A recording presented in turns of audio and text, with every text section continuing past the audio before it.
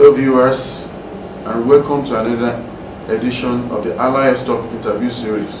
I'm Duruji Ademola. Today on the program, we want to look at ethnicity and nationalism and how it has affected Nigeria development over the years. Joining me to discuss this and more is Dr. Moses Duruji of the Covenant University. He's a senior lecturer at the Department of Political Science. Thank you very much. You're welcome. And I also want to greet the viewers of your program. You're welcome. Yes, let's start our conversation this way. You have done a lot of research and study on ethnicity and nationalism in Nigeria. Yes. Will you subscribe to the view that in Nigeria there is this ethnic mindset that says only the person from my traditional identity is qualified and can be trusted, especially in key positions in government? Well, as human beings, that is it's natural, okay, for you to first identify with people who have the same attribute, who like you, before you can move out to other people, that share some differences with you. Okay, but over the years, of human civilization, there has been efforts to break down some of these barriers, these differences, okay, among peoples of this world in nation building across the world. In Nigeria, it is very, very obvious that we are still at the rudiment in achieving that, and it's for obvious reasons. When you look at the way Nigeria was created, not only Nigeria, even the way Africa was created, is something that we need to put more effort if we have to overcome some of these issues of identity politics in our national life. Okay, the reason I asked that question was to know, because there have been a lot of allegations against the incumbent president of Nigeria, President Muhammadu Buhari, that most of the key positions in government are given to people from his part of the country. And in Nigeria, we've seen that over time, that people believe that they can only trust the people from that part of the world. Do you think this trajectory is good for democracy and good governance? It is not good for democracy and good governance, because when you start that way, it brings alienation, okay? And when you begin to alienate some group, even if it's a minority group, you're not going to get the needed support from such group that feels or is perceiving that they are not part of the system, that they are being marginalized. And so such a country where you have that kind of system whereby the people in authority, people in public office, prefer people from their ethnic group or religious group, and then try to suppress or marginalize the rest, that kind of a society will not move forward, because there will always be friction, okay, among the different ethnic groups, different religious and cultural groups in the country, that will not bode well, for such a country to make progress. So that is why it is important, for you to integrate, bring together, try to build a consensus among the different, particularly for countries that are heterogeneous. And unfortunately for us in Africa, and in Nigeria particularly, we are highly heterogeneous in Nigeria. We have so many ethnic groups, and not that we have many, we have about, Nigeria is the only country where you can get about, where you have 3 big ethnic groups, okay, cohabiting together in one country, and you have other minority groups. So it will be very, very difficult for you to see a situation whereby one ethnic or religious group can successfully suppress the other. It may happen in some other places where if you have a big ethnic group and the smaller ones, the bigger ones might swallow them and reduce some of those acrimonies. It might not play out so much and affect the development of such a country. But for Nigeria, that might not be the case. And this has been recognized actually by the forefathers of Nigeria in the process of constitution building. if you look back, the time we were fighting for independence from the British, you will discover that the kind of constitution that was created, the first one, Ibadan 1950 conferences, that was when the leaders of the various groups in Nigeria gathered, to discuss. And something that came out from that conference, which was implemented gradually, was this federalism, that recognizes the diversity of the country and try to build a unity in diversity. However, we know the history of Nigeria, where we have had military rule, and the military rule is always a commandist nature of governance, where you have one authority leader that passes command down the line, and so that have distorted that federal structure that was agreed by the founding fathers of Nigeria, and it has been sustained even under this present Fourth Republic dispensation. Yes, there have been calls for national conference, there have been calls for restructuring, but the ruling class, the people who hold the levers of power, have always succeeded in suppressing those voices. And that's why you keep having all these frictions in Nigeria, this agitation, this complaint of nepotism. Ordinarily, it shouldn't matter in a country, if we can build a national value subscribed by everyone. But is it possible for us to build such a national value where you have cultural differences that are polar opposites, where you have different ethnic groups that have different worldview? It might be very difficult, okay, but it can be done if we have leadership that is sincere, okay, and want to achieve. They can, but unfortunately for us, we have not had such a leadership. So that is why you keep on hearing about this complaint of nepotism, of somebody trusting people from his own part of the country, and this have affected our own political economy. Yes, even over the years, because you're looking at appointments, you're not looking at the best person to handle a particular office or a particular job. You're looking at to favor somebody who is from your own ethnic group or from your own political party or religious group. That person is not going to do well. And if you look at how our constitution, though it's a military constitution, has been structured, where they have been built systems such as the federal character principle, UTA system, have argued in conferences, even written, that when you have such that sacrifices merit at the altar of mediocrity, that you can never make progress. No country have made progress like that. But Nigeria, we believe that we want to play politics of accommodation. We want to carry everybody along. But it's something that Nigerian people have to reason and sit down and talk. That's why you can't say we have. I'm sorry to cut you okay. Because I need to ask this question. You mentioned the fact that the different ethnic nationalities in Nigeria have a different worldview. Yes, of course. That strikes me a lot, because there are some other countries, you have India, you have America, and some other countries that way that they also have different. No. If it's America, they don't have. America doesn't have. America have. If it's America, they don't have. America doesn't have. America have the Europeans. That is what is guiding America. So they don't have that of the Europeans. That is what is guiding America. So they don't have that vast difference. It's now they are having it. Through this. That they said America is a melting pot.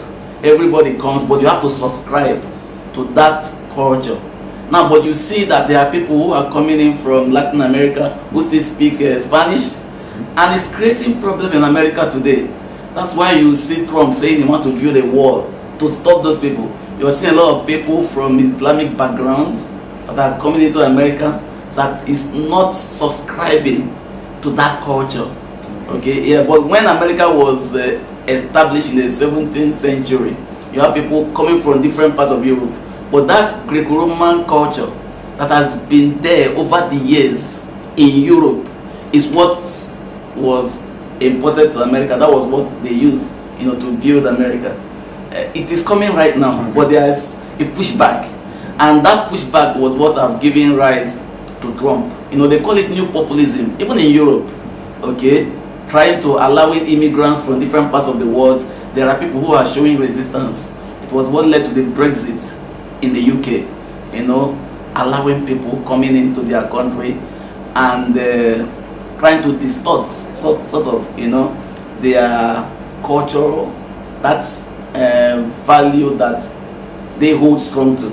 Okay, but in Nigeria, our own case is different. Why? Because you have indigenous people who are indigenous with their own cultural identity, their way of life, that have their own geographical location, but have been joined together through colonialism. Okay, it was what they did, and I believe that it was an atrocity but committed by the Europeans in the 1860s when they sat down in Berlin. And I used to tell my students, they used ruler and pencil to partition Africa, and they didn't take into consideration the ethnic makeup, religious makeup of these various people. Look at Nigeria now. If you go across Idiroko or Seme, you see some people who are speaking Yoruba, but they are not Nigerians. They are Beninite. Okay, and the same thing if you go to the north. People were complaining the other day of some governors coming from Niger, but those people share the same culture with the people in the north, but they are in different countries. That's one of the problems that European colonialism have created for the African continent, and the African leaders are not willing to correct it. And that was part of the problem that we had when the Organization of African Union was being formed.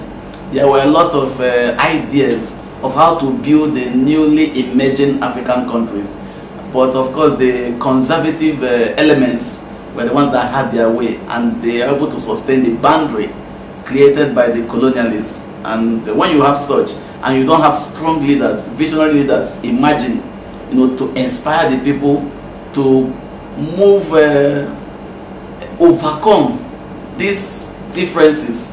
We have not had such, and that is why it is still playing up, okay, all over the country and creating problems, regressing the progress of the country.